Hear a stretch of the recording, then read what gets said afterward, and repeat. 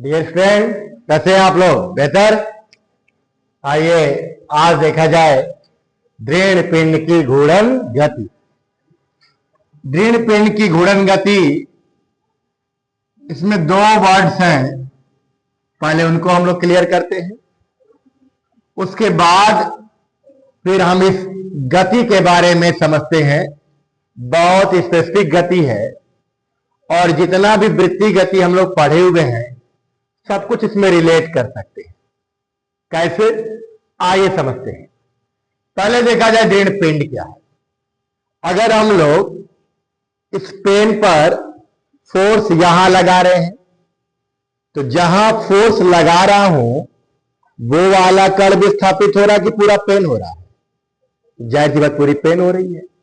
यानी कि मैं इस कण पे फोर्स लगाऊं तो इस कण के साथ साथ निकाय के सारे कण क्या होंगे? विस्थापित होंगे। उन कणों के बीच कोई सापेक्ष विस्थापन नहीं होगा।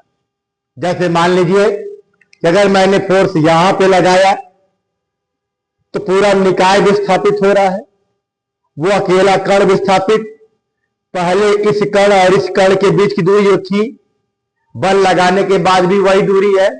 कणों के मध्य कोई सापेक्ष विस्थापन नहीं है। अगर एक कण जितना विस्थापित होगा, प्रत्येक कण भी उसी तरह विस्थापित हो जाएगा और कणों के बीच की दूरी वही बनी रहेगी जो पहले थी। तो दृढ़ पिंड में कहीं पर भी बल लगाओगे, पूरा का पूरा निकाय विस्थापित होगा और कणों के मध्य कोई सापेक्ष विस्थापन नहीं होगा।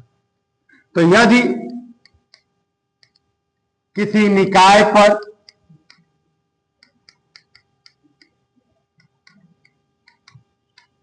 बाह्य बल आरोपित करने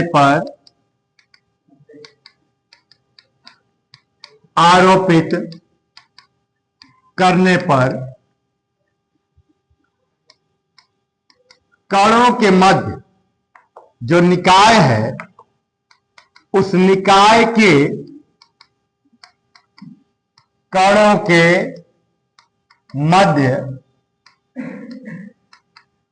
कोई सापेक्ष विस्थापन नहीं होता है।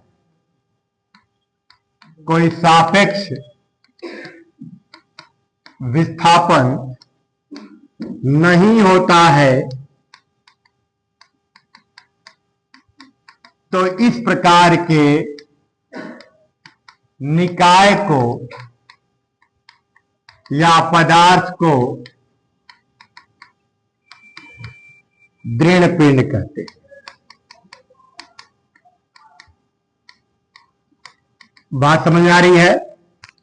यानी अगर एक कण पे बल लगाएंगे तो संपूर्ण निकाय विस्थापित होगा, तो निकाय के बीच की कणों के बीच की दूरी जितनी पहले थी उतना ही बाद में रहेगी। ऐसा नहीं होगा कि कण कोई पास आ जाए और कोई क्या हो, दूर चला जाए। तो ऐसे पिंड को हम लोग क्या बोलेंगे? दृढ़ पिंड। आप कोई भी धातु की छड़ ले लीजिए, अगर गीली मिट्टी है उसकी लोई बना ले, उस पर फोर्स लगाएं तो कणों के बीच की दूरी क्या होगी? बढ़ेगी, है कि नहीं है? तो गीली मिट्टी की जो लोई है या आटे की जो लोई है वो दृढ़ पिंड नहीं है। लेकिन उसको सुखा लिया जाए तो अब अगर मैं जिस कण पर बल लगाऊंगा वो कण विस्थापित नहीं होगा, होगा तो क्या होगा? पूरा पिंड होगा। तो वही गीली मिट्टी जब सूख जाएगी, सूखी मिट्टी का कोई अगर आकार दे दिया जाएगा तो क्या बदल जाएगा? दृढ़ पिंड। बात समझ रहे हैं? तो दृढ़ पिंड के अलावा और भी पदार्थ होते हैं, जैसे प्रत्यास्थ पदार्थ, फिर उसके बाद से अप्रत्यास्थ या प्लास्टिक पदार्थ, और जो होते हैं भंगुर पदार्थ। तो प्रत्यास्थता में हम लोग इन चीजों को देखेंगे। आते हैं दृढ़ पिंड। समझ में आ रहा होगा आपको? दृढ़ पिंड की घूर्णन गति। अब बात आ रही किसकी? घूर्णन गति। ये कैसी गति है? Rotational motion. तो अगर इस गति की बात हम लोग करें तो यहां पर गति किसी अक्ष के परिता होगी। जैसे स्क्रू ड्राइवर को हम लोग क्या कर रहे हैं? घुमा रहे हैं, तो इसका एक अक्ष है, सारे कण उसी अक्ष के परिता क्या कर रहे हैं? गति कर रहे हैं। तो हम लोग कह सकते हैं कि जो पेचकस होता है उसकी अपने अक्ष के परितः गति कैसी गति होती है? तो घूर्णन गति होती है। ऐसे ही मान लीजिए कि हम लोग क्या करते हैं, दरवाजे को यहां कब्जा दे देते हैं और दरवाजे को क्या करते, खोलते या बंद करते हैं। तो ये जो आप जहां पे हिंज लगा हुआ है, जहां कब्जा लगा हुआ है, उसके परितः ही दरवाजा क्या कर रहा है, गति कर रहा है। अतः दरवाजे की गति कैसी गति है? घूर्णन गति। ऐसे ही देखा जाए, नल का जो हैंडपंप होता है, ये एक्सिस होता है उसका, और नल का हैंडपंप इस अक्ष के परितः ही क्या करता है, गति करता है। अतः इस नल के हत्थे की जो गति है, इस हैंड की जो गति है, ये गति कैसी गति है? घूर्णन गति है।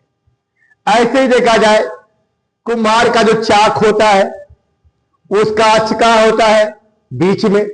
अगर हम डंडा लगाते होल के पास, परिध के पास होता है, घुमा देते हैं, तो जो चाक है वो गति करता है, तो उसका अक्ष कहां है? बीच में है, उसके परितः गति करता है।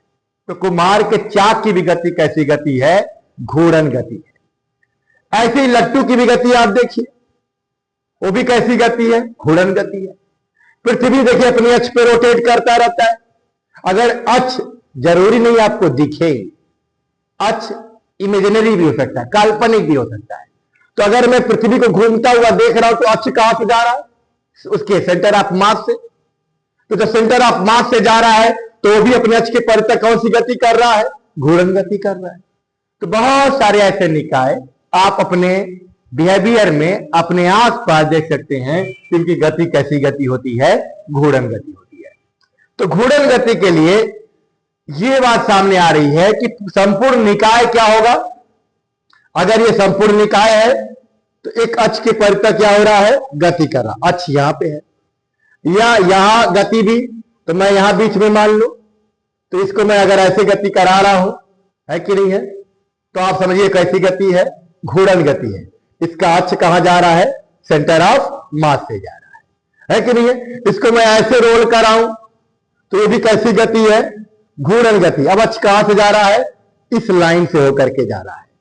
तो गति निकाय वही है, बस उसको अलग अलग अक्ष में भी हम लोग क्या कर सकते? गति करा सकते हैं।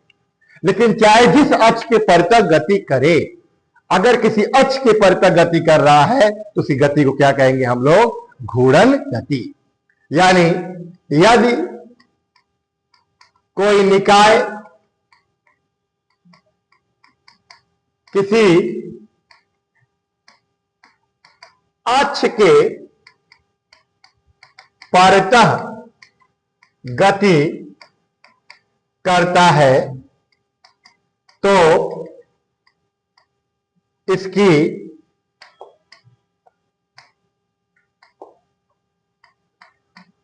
गति को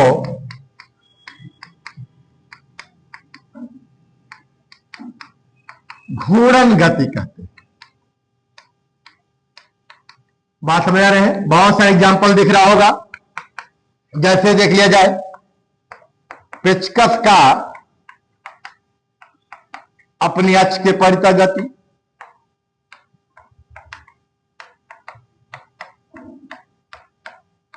ठीक है। ऐसे देख लिया जाए, दरवाजा है का कब्जे के प्रति परितः गति, कुम्हार के चाक का अपनी अक्ष के परितः गति। बहुत सारे गति ऐसे हैं जो आपको बिहेवियर में क्या मिल जाएंगे? देखने को मिल जाएंगे। घूर्णन गति में जिस अक्ष के परितः गति कर रहा है निकाय, उस अक्ष को बोलते हैं घूर्णन अक्ष। क्या बोलते हैं? घूर्णन अक्ष। ये घूर्णन अक्ष निकाय के अंदर भी हो सकता है, निकाय के बाहर भी हो सकता है, और निकाय के किसी बिंदु से होकर जा सकता है। ऐसा नहीं कि घूर्णन अक्ष बीच में ही होगा, ऐसी कोई शर्त नहीं होती। जिसके परितः लेकिन गति कर रहा है वही क्या है? आपका घूर्णन अक्ष है। तो एक ही निकाय के अलग अलग गतियों में घूर्णन अक्ष अलग अलग हो सकते हैं। जैसे मैंने आपको समझाया कि अगर ये पेन ऐसे रोटेट कर रहा हो तो इसका अक्ष इसके अलाइन जा रहा है, इसके लाइन से होकर जा रहा है। लेकिन अगर यही ऐसे भी करे तब भी वही बात है, ऐसा नहीं कि दिशा पर बदल दिया लेकिन अगर यही यहां से गति कर रहा है, ऐसे गति कर रहा है तो अब अक्ष यहां से जा रहा है, समझे कि नहीं समझे? ये आपका ऐसे गति कर रहा है तो ये भी घूर्णन गति है, लेकिन अक्ष अब यहां से जा रहा है। अभी अब अक्ष कहां से जा रहा है तो ये भी घूर्णन गति है कि नहीं है? तो ये लेकिन अक्ष कहां से जा रहा है आपका, अब कहां जा रहा है तो अब इसका अक्ष सेंटर ऑफ मास से जा रहा है। तो एक ही निकाय में के अलग अलग क्या हो सकते हैं, अक्ष हो सकते हैं। तो अक्ष कहां है ये आपको गति देख के डिसाइड करनी पड़ सकती है। आइए हम लोग समझते हैं घूर्णन अक्ष। घूर्णन अक्ष तो कह सकते हैं क्या, दृढ़ निकाय। अब दृढ़ निकाय में तो समझ में आ गया होगा कि गति करेंगे तो सभी कण एक जैसे गति करेंगे, है कि नहीं है? क्योंकि इस कणों के बीच कोई सापेक्ष विस्थापन नहीं होगा। दृढ़ निकाय जिस अक्ष के परितः गति करता है उसे घूर्णन अक्ष कहते हैं। बात समझ रहे? जैसे मान लीजिए कि एक रॉड लिया मैंने, पतली छड़ लिया, इसकी मोटाई तो मैं दिखा रहा हूं बट ये मोटाई क्या है, नगण्य है। और इस पतली छड़ का अगर मैंने अक्ष यहां बना दिया तो पूरी छड़ ऐसे गति करेगी, है कि नहीं? आगे पीछे या पूरा घूम जाएगी। तो ये आपका घूर्णन अक्ष हुआ। ये आपका क्या हो गया, घूर्णन अक्ष हुआ। लेकिन अगर यही पतली छड़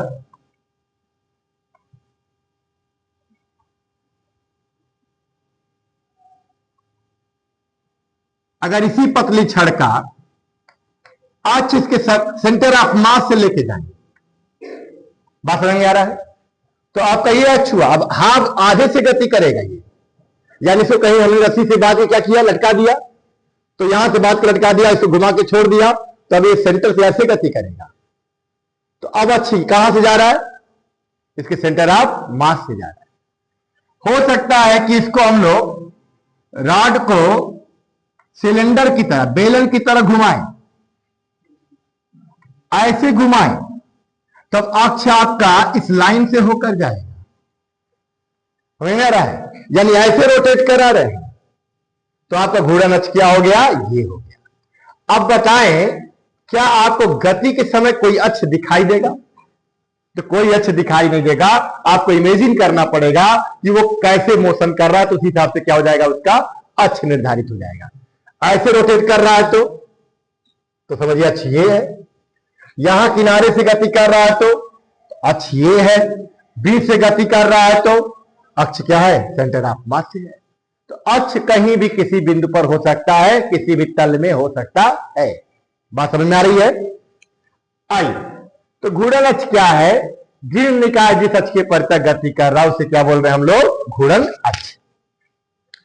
अब बात आती है कि दृढ़ निकाय समझ में आया, घूर्णन गति समझ में आया, लेकिन घूर्णन गति की कुछ विशेषताएं हैं, आपको समझना होगा। और जो घूर्णन गति की विशेषता समझ लेता है वो समझिए आधी गति को तो वैसे ही पढ़ लेता है। तो आइए इस टॉपिक पे चलते हैं, घूर्णन गति की विशेषता।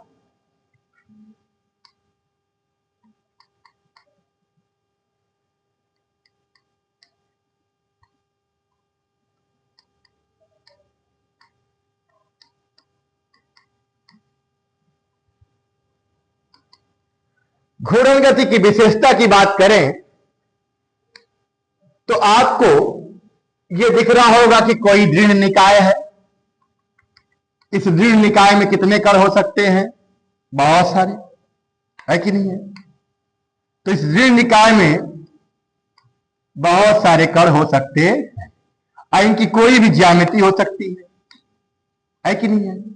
कोई भी आकार हो सकता है दृढ़ निकाय गोला हो सकता है दृढ़ निकाय क्या हो, बेलनाकार हो सकता है दृढ़ निकाय रिंग जैसा हो, डिस्क जैसा हो सकता है आयताकार पटल हो, वर्गाकार पटल हो सकता है ये पतली छड़ हो, कोई भी आकार हो सकता है। तो इसमें कण कितने हो सकते हैं? बहुत सारे कण हो सकते हैं कि नहीं? ऐसे कितने कण हो सकते हैं? बहुत सारे। मान ले कि दृढ़ निकाय एक ये काल्पनिक अक्ष है, इसके परितः गति कर रहा है, ठीक है ना? तो ये दृढ़ निकाय इस अक्ष के चारों तरफ क्या कर रहा है? गति कर रहा है। तो इस अक्ष को क्या बोलेंगे हम लोग? घूर्णन अक्ष। और ये दृढ़ निकाय है, तो दृढ़ निकाय जिस अक्ष के परितः गति करता है उसे कहते हैं घूर्णन अक्ष, और जिस अक्ष के परितः जब गति करेगा तो क्या बोलेंगे? उसे हम लोग घूर्णन गति। ये वाला कण, आप इस कण को इमेजिन करो जिसकी मान लो द्रव्यमान m1 है और अक्ष से दूरी क्या है? r1। कौन दूरी? लंबवत दूरी। ये वाला कण क्या है? m2 है और इसकी अक्ष से लंबवत दूरी मान लीजिए क्या है? r2 है। ये वाला कण मान लीजिए m3 है और इसकी अक्ष से लंबवत दूरी क्या है? r3। ऐसे बहुत सारे कण हो सकते हैं, n पार्टिकल हो सकते हैं कि नहीं? उनकी संख्या अनंत तक हो सकती है। आप सोचो ये वाला कण r1 इसकी लंबवत दूरी अक्ष से है, जब ये पिंड घूम रहा होगा तो ये कण भी घूम रहा होगा। आप सारे पिंड को छोड़ दो, इस कण को इमेजिन करो। किसको? m1 को। अगर ये m1 आप देखो तो इस r दूरी में चारों तरफ घूमेगा, तो आपको इस m1 की गति कैसी दिखाई देगी? एक वृत्त में दिखाई देगी, नहीं दिखाई देगी? तो पूरा निकाय कैसा कर रहा है? घूर्णन गति। लेकिन m1 को केवल देखो तो m1 एक पॉइंट है, क्या है वो पॉइंट? कितनी दूरी में? r1 दूरी में। क्या हो रहा है? घूम रहा है कि नहीं घूम रहा है? तो कह सकते हैं क्या कि निकाय घूर्णन गति में है, बट निकाय का कण जो इसकी लंबवत दूरी है उसी त्रिज्या में कैसी गति कर रहा है? वृत्तीय गति। क्या कर रहा है? तो घूर्णन गति करते निकाय का प्रत्येक कण, आप इसको इमेजिन करो, तो इसकी दूरी कितनी है? r2। तो वो r2 दूरी पे क्या हो रहा है? चारों तरफ गति कर रहा है। कैसी गति हो गई? वृत्ति। इसकी दूरी देखिए कितनी है? m3 r3। तो r3 भी तो बदलेगा नहीं ना, क्योंकि निकाय एक साथ घूमेगा। तो अभी r3 है तो बाद में भी क्या होगा? तो वो देखा जाए ये भी, यानी जितने भी कण हैं अलग अलग त्रिज्या में, एक त्रिज्या में नहीं, अलग अलग त्रिज्या में कैसी गति कर रहे हैं? वृत्तीय गति। तो निकाय कैसी गति कर रहा है? घूर्णन गति। और निकाय का प्रत्येक कण कैसी गति कर रहा है? वृत्तीय गति। लेकिन सभी कणों की त्रिज्या क्या है? अलग अलग है। अगर मैं कहूं ये वाला कण एक चक्कर मान लो घूम गया 10 घंटे में, तो ये वाला कितने समय में घूमेगा? वो भी 10 घंटे में ही घूमेगा। ये भी कितने समय में घूमेगा? 10 घंटे में घूमेगा। तो सब समान समय में एक चक्कर पूरा करेंगे, यानी निकाय के प्रत्येक कण अलग अलग त्रिज्या में है, लेकिन चक्कर एक साथ क्या करेंगे? अगर जितने समय में दूसरा कर, तीसरा कर, पहला कर, सभी कण क्या होंगे? समान समय में एक चक्कर पूरा करेंगे। तो सबका आवर्तकाल क्या होगा? समान होगा। आवर्तकाल समान होगा तो कोणीय वेग यानी कोणीय आवृत्ति भी क्या होगी? समान होगी। तो घूर्णन गति में पहली बात तो ये पता चल रहा है क्या कि सभी कण कैसी गति करेंगे? वृत्तीय गति। और सबका कोणीय वेग क्या रहेगा? समान रहेगा। जितना इसका उतना इसका, उतना ही इसका, उतना ही हर कण का। लेकिन दूरी सबकी क्या है? अलग अलग है। और दूरी अलग अलग होगी तो रेखीय वेग भी क्या होगा? अलग अलग होगा। बात समझ आ रही है? यानी कह सकता हूं क्या कि घूर्णन गति निकाय कर रहा है, लेकिन निकाय का प्रत्येक कण क्या कर रहा है? घूर्णन गति नहीं, वृत्तीय गति कर रहा है। इसलिए घूर्णन गति को हम लोग वृत्तीय गति की तरह ट्रीट करेंगे, कोणीय गति की तरह ट्रीट करेंगे। और जब उसे रिलेट करके पढ़ेंगे ना तो आपको लगेगा ही नहीं कि कोई नया गति भी पढ़ा जा रहा है। आइए तो पहला पॉइंट देखें क्या कि घूर्णन गति करते निकाय का प्रत्येक कण भिन्न भिन्न त्रिज्या के वृत्तीय पथ में गति करता है। वृत्तीय पथ में गति करता है। बात समझ आ रही कि नहीं आ रही है? तो निकाय कर रहा है घूर्णन गति, लेकिन निकाय का प्रत्येक कण कर रहा है कैसी गति, लेकिन सबकी त्रिज्या क्या है? अलग अलग है। यानी निकाय को हम वृत्तीय गति की तरह ट्रीट नहीं करेंगे, लेकिन हर कण को वृत्तीय गति की तरह ट्रीट करेंगे, लेकिन सबकी त्रिज्या क्या हो जाएगी? अलग अलग। अगला पॉइंट देखा जाए, वृत्तीय गति कर रहा है और समान समय में समान चक्कर। तो यहां पे देख सकते क्या, निकाय के प्रत्येक कण का कोणीय वेग एक समान होता है।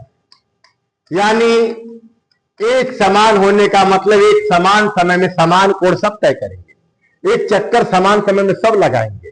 बात समझ में आ रहा है? इस कण का जितना कोणीय वेग उतना इसका भी, उतना इसका भी, उतना ही अगले वाले का भी, उतना इसका भी, उतना इसका भी। सभी कण का क्या होगा? कोणीय वेग क्या होगा? समान होगा। सबकी दूरी अलग अलग, भिन्न भिन्न त्रिज्या में, लेकिन एक चक्कर लगाएंगे सब एक साथ, क्योंकि कणों के बीच कोई सापेक्ष विस्थापन, एक कण यहां है, चक्कर लगाते हुए इनके बीच की दूरी बदलने वाली नहीं है, क्योंकि निकाय कैसा है? दृढ़ निकाय है। तो दृढ़ निकाय के प्रत्येक कण का कोणीय वेग क्या हो जाएगा? एक समान होगा। क्या बदला जा सकता है? हाँ, लेकिन बदलेगा तो सबका बदलेगा। क्या बढ़ाया जा सकता है? हाँ, लेकिन बढ़ेगा तो सबका बढ़ेगा। घटाया जा सकता है? हाँ, घटाया जा सकता है, लेकिन घटेगा तो सबका एक जैसा घटेगा, यानी एक जैसा ही रहेगा हर कंडीशन में।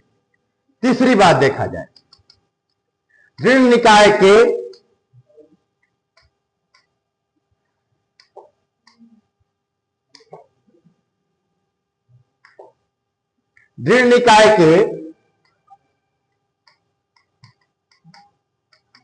प्रत्येक कण का रेखीय वेग क्या होगा? प्रत्येक कण का रेखीय वेग, तो रेखीय वेग एक समान नहीं होगा। क्यों? क्योंकि ओमेगा सेम हो गया और आर क्या है? अलग अलग है, और वी इक्वल क्या होता है? Omega R. क्या होता है? तो जब ओमेगा समान आर अलग तो वी क्या हो गया? अलग। तो प्रत्येक कण का रेखीय वेग भिन्न भिन्न होता है। क्यों भिन्न भिन्न होता है? क्योंकि इनकी घूर्णन अक्ष से दूरियां भिन्न भिन्न होती है। भिन्न भिन्न होती है। बात हो रही है? चूंकि v बराबर ओमेगा आर, तो पहले कण का ओमेगा वही रहेगा R1, दूसरे कण का ओमेगा वही रहेगा R2, तीसरे कण का ओमेगा वही रहेगा R3, ऐसे। लेकिन सबकी दूरियां अलग अलग है, तो वेग क्या होगा? क्या ओमेगा बदलेगा? हाँ बदलेगा, तो सबका बदलेगा ना। बदलेगा कब? इस पर भी चर्चा होगी। लेकिन ये माइंड में रह रहा क्या कि ओमेगा बदलेगा, बढ़ेगा, घटेगा, लेकिन सबका एक जैसा ही रहेगा। तो हम लोग को समझ में आ गया होगा कि घूर्णन गति में निकाय कैसी गति कर रहा है? घूर्णन गति कैसा कर रहा है? एक अक्ष के परितः गति। सही है? वो अक्ष कहीं भी हो सकता है, लेकिन अगर सारे कणों को इमेजिन करो, मान लो यहां वाला कण है, अक्ष यहां है, यहां वाले कण को देखो आप, तो ये लंबाई मान लो L है, तो इसको जब मैं घुमा रहा हूं तो इस कण को आप देखो तो L त्रिज्या में क्या करेगा? ये वृत्तीय गति करेगा। क्या करेगा? है कि नहीं है? तो L लंबाई में क्या करेगा? ये वृत्तीय गति करेगा। ये यहां सेंटर, ये L लंबाई इसकी त्रिज्या, लेकिन यहां वाला कण वो भी वृत्तीय गति करेगा, लेकिन उसकी लंबाई, उसकी त्रिज्या अलग होगी। यहां वाला कण अलग लंबाई में गति करेगा, लेकिन ये भी कैसी गति करेगा? वृत्तीय गति। तो आप समझ लीजिए कि घूर्णन गति करते निकाय का प्रत्येक कण भिन्न भिन्न त्रिज्या के वृत्ति पथ में गति करता है। इसलिए हर कण पे कौन सा लॉ फॉलो हो जाएगा? वृत्ति गति वाला। कौन सा? लेकिन प्रत्येक कण का कोणीय में क्या रहेगा जी? बढ़ाया जा सकता। हाँ भाई, गति में हम बढ़ाएंगे नहीं क्या? गति घटाएंगे भी, लेकिन बढ़ेगा तो सबका बढ़ेगा, घटेगा तो सभी कण का घटेगा, यानी नियत ही रहेगा, समान ही रहेगा। लेकिन रेखीय वेग की बात करें तो हर कण का क्या होगा? अलग अलग, क्योंकि ओमेगा तो समान है, आर समान नहीं है, सभी कण का रेखीय वेग क्या रहेगा? समान रहेगा। तो मुझे लग रहा है कि आप लोगों को इसकी विशेषता समझ में आ गई होगी, और जो विशेषता समझ जाता है वो गति को देखने लगता है, गति को समझने लगता है। और फिजिक्स का मतलब क्या होता है? केवल घटना नहीं, बल्कि चीजें हो कैसे रही हैं इसको समझना जरूरी है। और जो इसको समझ पाता है वो यूनिवर्स में कुछ भी हो रहा हो, अपने आसपास नेचर में कुछ भी हो रहा है, क्यों हो रहा है, कैसे हो रहा है, उसका जवाब ढूंढ पाता है। तो आइए आगे से बढ़ते हैं। अब आगे देखें कि हम लोग क्या क्या पढ़े। ऋण पिंड क्या है, घूर्णन गति क्या है, घूर्णन अक्ष क्या है, और घूर्णन गति की क्या विशेषता है।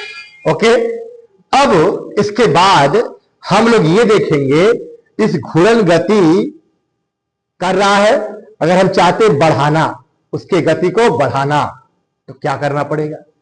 अभी तक यही समझते थे कि गति को बढ़ाना तो क्या लगाना पड़ेगा? बल। क्या लगाना पड़ेगा? गति को घटाना तो क्या लगाना पड़ेगा? बल। यहां पे क्या ऐसा पॉसिबल है कि घूर्णन गति को बढ़ाने के लिए, घूर्णन गति को धीमा करने के लिए, रुका है तो कराने के लिए, कर रहा है तो रोकने के लिए, क्या बल से पॉसिबिलिटी है, बल से संभावना बनती है?